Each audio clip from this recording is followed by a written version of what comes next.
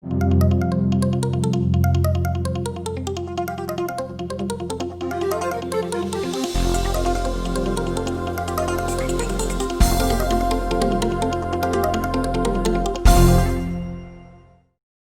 there, Michael. Here we are, right? Hi, Wendy. Good afternoon. I got looking at the website of Salem for All, and I just want to read to people something what it says about who we are and what we do. Salem for All consists of a group of interested citizens and a coalition of participating organizations in the community of Salem. Our goal is to be a resource of valuable and meaningful experiences for members of the Salem community and providing free or low-cost tickets to people of low incomes. Right away, that got my attention. And then I thought, well, who started all of this and when did they start it? And that all roads led to Michael Mann. Michael, you brought Salem for All to Salem. How long ago and how did it get going? I thought it would be nice if we could really develop a really good charity or resource for underserved people in the community so they could participate in all the wonderful events and activities that are taking place in Salem. And that's the origin of Salem for All. It was started about 8 years ago. I was on a board, the Marion County Health Advisory Board, and I brought the idea to some of my board members who have been running great programs throughout Marion County for years and years. They thought it was a very good idea. And so I went with it. And a lot of people support it. So give me an idea of what people are able to do. For example, right now, I know we're having a pandemic, but what can they do? Well, Wednesday we put an opportunity for Salem Harvest. There was an apple harvest. Families can drive out in the country to go to a farm and pick apples. And it's wonderful. They're free. Half you keep, half goes to Marion Polk Food Share. That's wonderful. We've got partnerships with like Bach Cantata Choir. They have virtual concerts. They're going through the entire repertoire of Bach's cantatas. And last Sunday, they had a free concert on the internet of the cantata choir singing Bach's cantata number 51. And, there are all kinds of things. We have art exhibits. We're partners with the Art Association. Sandra Burnett has been a big supporter of ours. They're great people. Your old partner, Ross Sutherland, has helped us at the Bush House Museum, where we're partners with like Deepwood. And that's exciting because during Corona, they have like virtual exhibits. You can go on the porch of the Deepwood estate and look at the different exhibits they put in the windows. And so we work with all these different groups to really enable people to participate in the great and exciting things that are taking place in Salem. I understand you have partnerships with people not in Salem, but in New York. Tell us about that. What if they want some art and they want it virtually?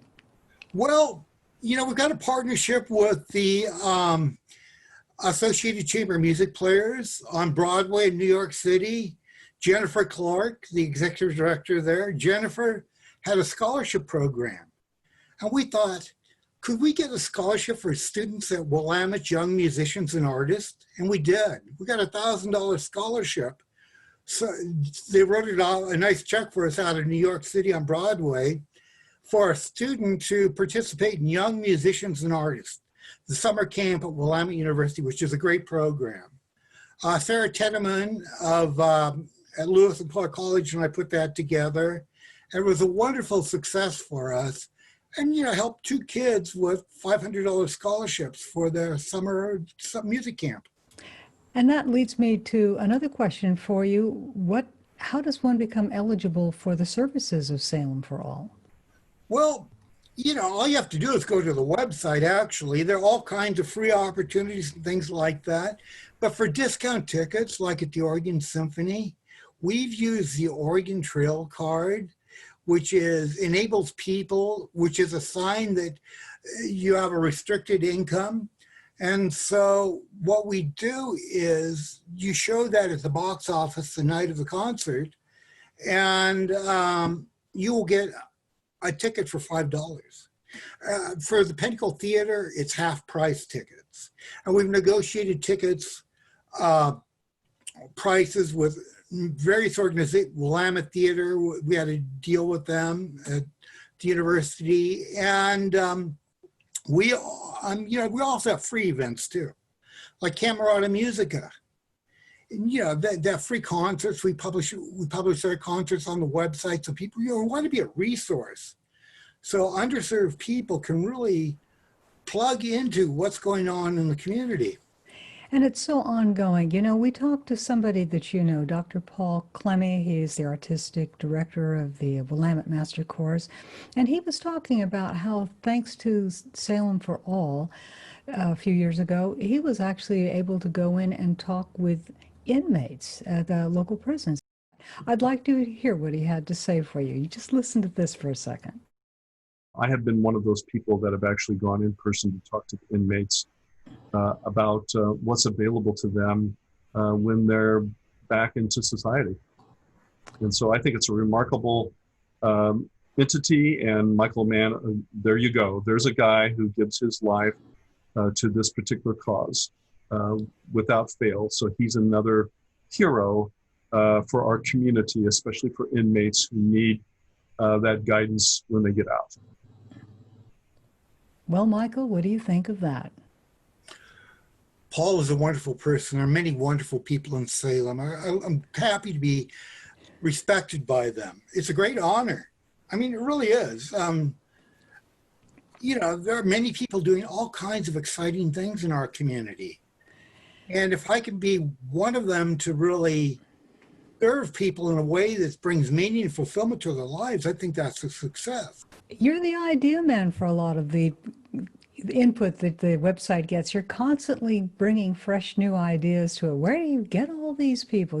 I saw something with all classical music and part of it. And these are things and opportunities that I never thought would be excited about working with this new format of reaching out like this. You really are enjoying connecting people.